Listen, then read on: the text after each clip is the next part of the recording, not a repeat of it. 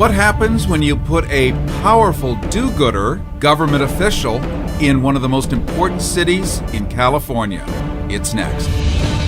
I've spent a decade taking a bite out of conspiracy theories, unraveling urban legends, and grappling with worldwide top secret issues.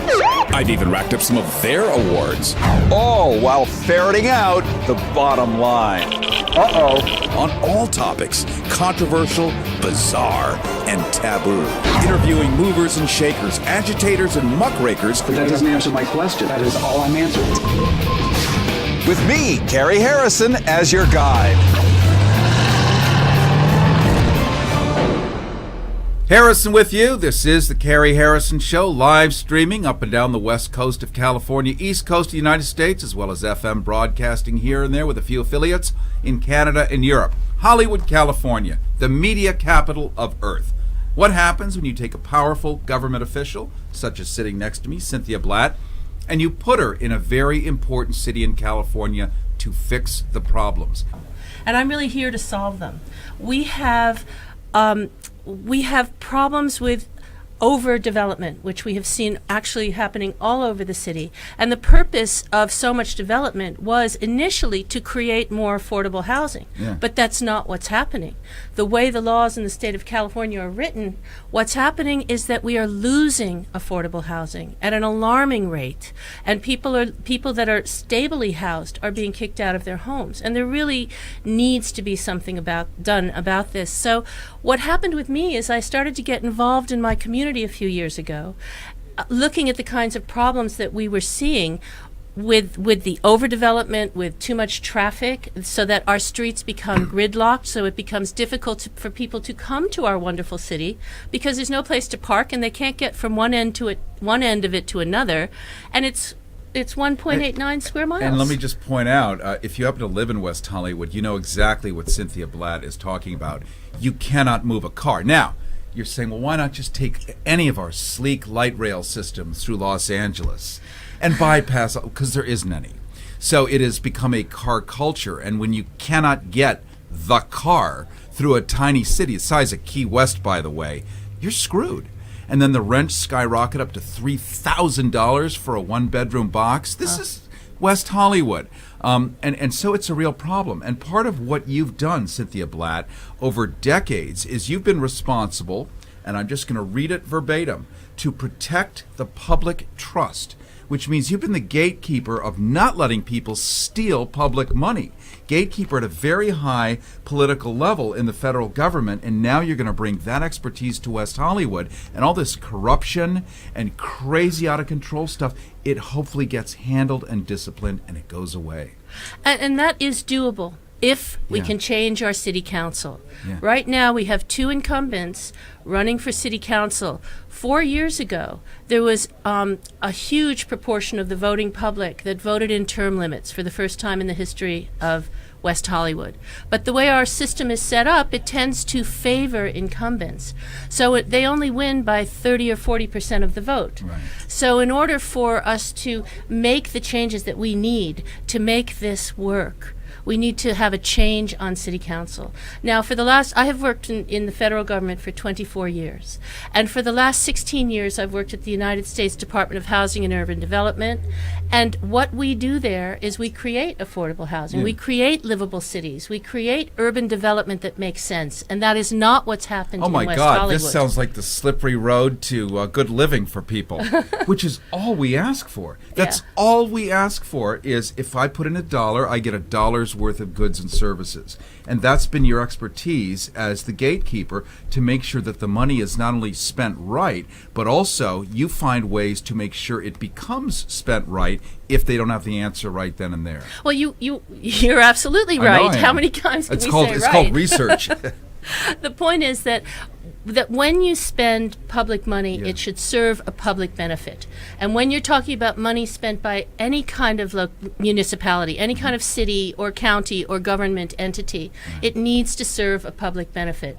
And that's the appropriate place for it. And we need to work in conjunction with the private sector, because without the private sector, we don't have the profit to make all of the things happen, all the retail and all of the things happen that we need. Right. So it needs to be a reasonable reasonable combination of both. And I know how to put those together. I've worked in public-private partnerships. The government likes public-private partnerships. It's in the Constitution, by the way. Is it? It's meant to be that way. In the Declaration of Independence, when we wrote this, two of my ancestors signed that document to King George III, and part of the argument was that he was restricting the opportunity for us to do trade. And so it's actually in the Constitution that part of the government function is to open up trade routes domestically and internationally. So that said, let's get back to traffic, because not only is it West Hollywood, California, where we happen to be, actually we're in Hollywood next door, we're Hollywood adjacent or West Hollywood adjacent, but you too, wherever you live, you've got traffic congestion. And if something big and important happens in California, the nation's sixth largest economy, by the way, in the world, the sixth. Yeah. Here, it happens here, it actually can move and become reality in other people's cities. So what Cynthia does with her national government position, if she can make inroads here, running for city council and achieving that position, so then can that happen in your town too? We've got traffic problems here. What's your vision for that? Because that's number one on everyone's list. Yeah. What happens, the reason that we have such big traffic problems is because development and mobility go together. Traffic and building go together. Yeah. In the immediate, right now, in the immediate time, we need to do things like in West Hollywood, they keep the parking meters going till midnight. And as hard as we have tried to get those parking meters stopped at 6 p.m. so people can park their cars and go to our bars and our restaurants and nightclubs, the city council will not vote for that. We should have free parking in our municipal garages. Hey, I'm a resident of West Hollywood. I think I'm already paying plenty. I deserve to be able to park in my own city and service my own restaurants. That's my opinion. And what about you and your guests who come to visit? Guests. That's right. I don't want to be a hermit. I want to have guests. That's right. And what about our tourists? At the moment... Tourism in California. It's a great idea. Yeah, and West Hollywood is a tourist-based city. Yeah, right. And we have built so many hotels. Now, at the moment, I suggest we stop, and so does the city staff. They have suggested that building more hotels now will cannibalize the ones we have, and yet our city council is choosing to ignore the recommendation of their own staff, and we have at least 9 more hotels coming online. So let's just jump into the incumbency, and everyone knows what an incumbent means to them in their city or their federal government. What's the upside for the current sitting people, many of which are notorious? You can Google them. They come up in the New York Times for egregious sexual behavior, hiring people off of sex apps and giving them almost $250,000, then being sued, almost $1 million. The taxpayers, the embarrassment, public humiliation. We could go on, but we don't have time. So what's the upside for a corrupt city council to do horrible things? What do they get out of it? I'm not a crook, so I don't know. And unlike Richard Nixon, and I wear a cloth coat. it's actually true. I mean, we've done assiduous research on you, which is why your voice was so important to put in front of the public today, because it really is a different voice, and you represent, having been the gatekeeper of a lot of money for the federal government, not a penny that anyone's found has been inappropriately spent, because this is actually who you are, and now you want to take that and put it in your own city of West Hollywood. So traffic gets better under you, parking, free parking, access to parking, and then we have the other things. There's rent stabilization here, where a lot of people who've been already established enjoy decent rents, but they're getting kicked out and evicted too. Again, that has to do with California state laws that allows landlords to evict everyone from a rent-stabilized building if they take it off the market for 5 years.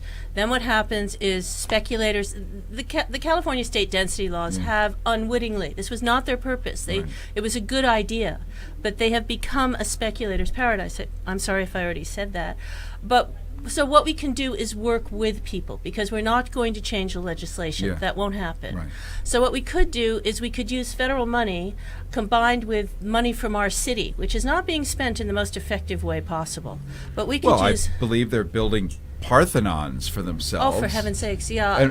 And we don't have time for that either. We're actually down to the last couple of minutes. How do we follow you, Cynthia Blatt? What's the best way to look at who you are, understand you, and understand what you want to do for all of us? Well, please contact me at my Facebook page, Cynthia Blatt for West Hollywood.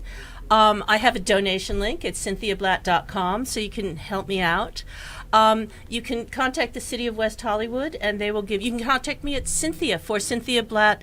Cynthia at cynthiaforwesthollywood.com at my email address. Please email me. I would love to hear from you wherever you are. Cynthia at cynthiaforweho.com. So you're saying you're actually, as a political candidate, making yourself available to the public. Yeah. This is pretty radical. And And I love it. Thank you so much for joining us today. It's my and thank pleasure. you for explaining everything that everyone has wanted for it, begged for, and asked for. You've said, oh, yes, on a silver platter. So let's just hope that this happens for you. And thank you so much for joining us today. Thank you, Cary. Harrison with you. We'll be back in a flash.